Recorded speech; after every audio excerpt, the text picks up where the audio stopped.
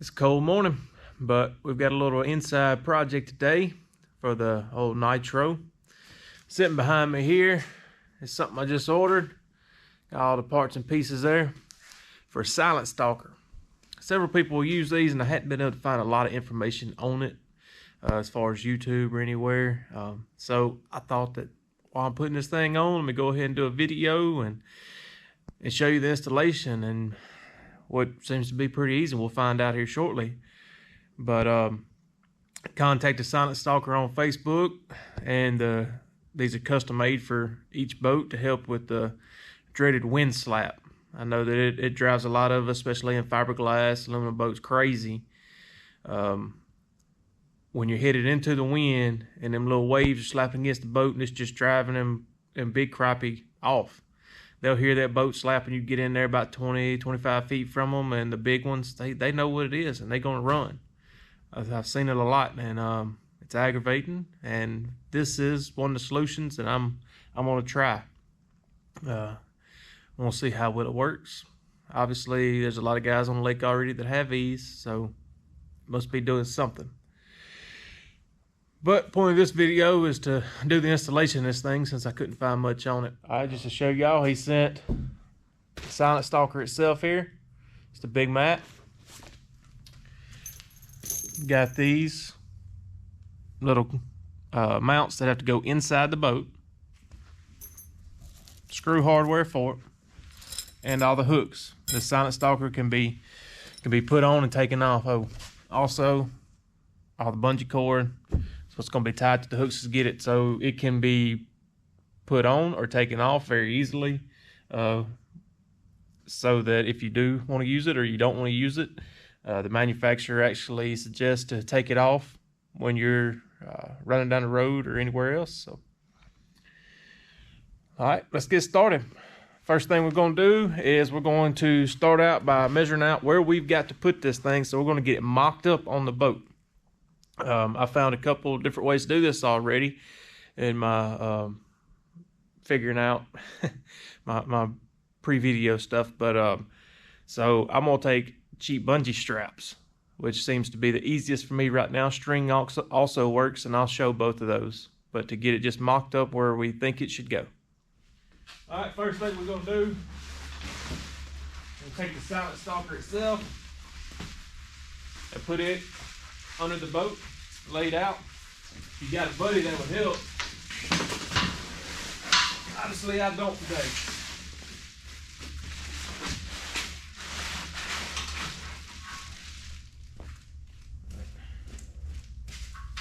Front center strap, right there for your trailering hook.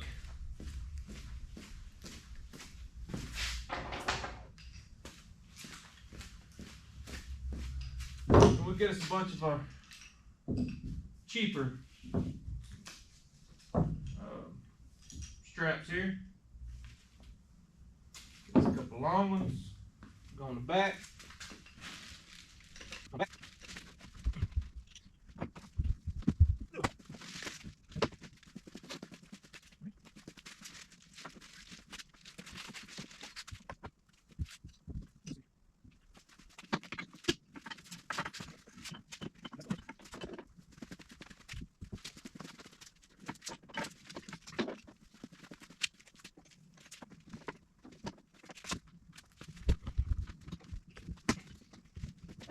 All right, to show y'all the other piece that I still found that works besides just the bungee straps. Run a piece of string through there, up and over on both sides, and got a small pair of vice grips there, and that way I don't have to worry about tying it, and if I need to readjust I can.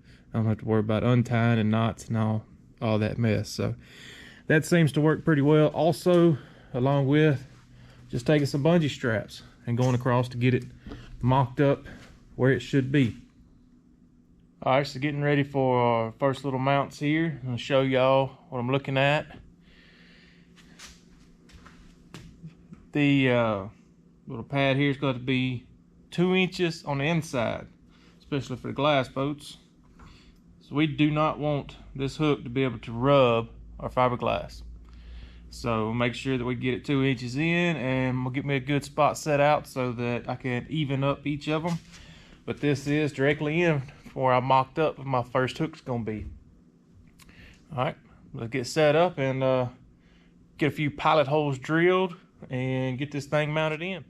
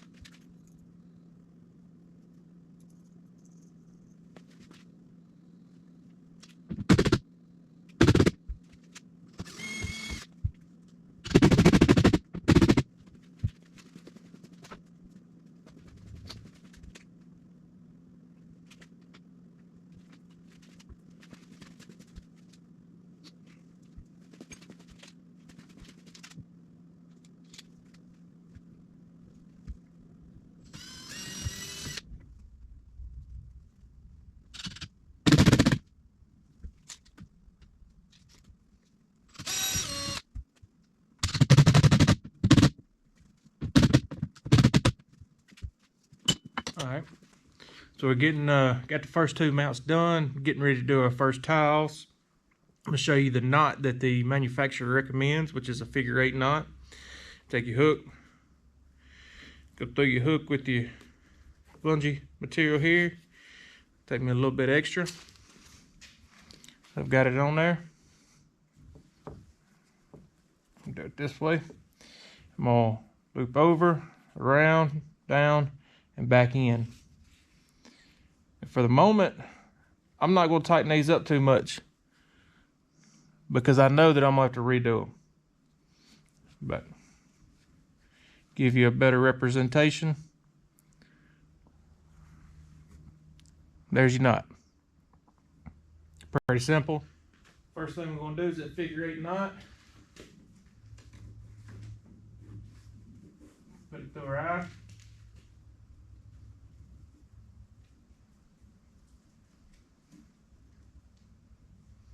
Try not to use too much of this material here. All right. The first figure 8 knot should lay about like that. Come up here, kind of measure off. Might have helped if I put my hook on the other end of this. But we're learning.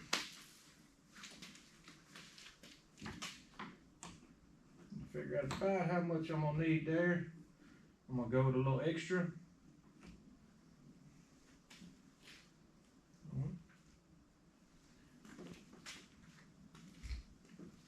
Take my razor blade. Scissors would probably work better if I had a pair that was really good, but I don't. Now that we've cut it, I'm going to burn it so it doesn't fray.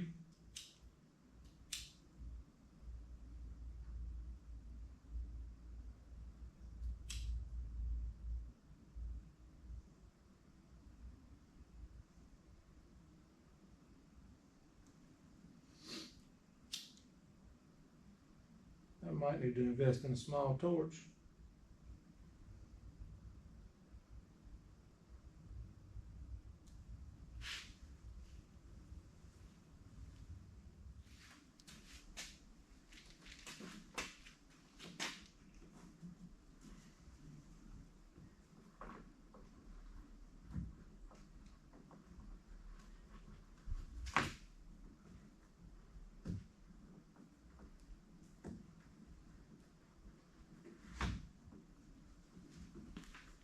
And there we go. We got our first done. All right, now that we've got our first ones on the front done and kind of tied up, they're not tight yet. They've got a little bit of tension to them, but they're not tight yet. We'll come back later once we get them all mounted and tighten it up and get it really cinched down where it needs to go. Now we're going to start on the back end here. And we're going to get it pulled towards the back of the boat because we want this thing to pull against each other to keep tight so that it doesn't fold up or come bunched up. So we'll get started on that, doing the same process we just did. We're going to mark off a little back over here so that it pulls at an angle. Come in 2 inches, 2.5 is what I come on the front. 2.5 inches in with our mounts. Drill our pilot holes, put our screws in, put our mounts, and then tie the bungees just like we did on the front.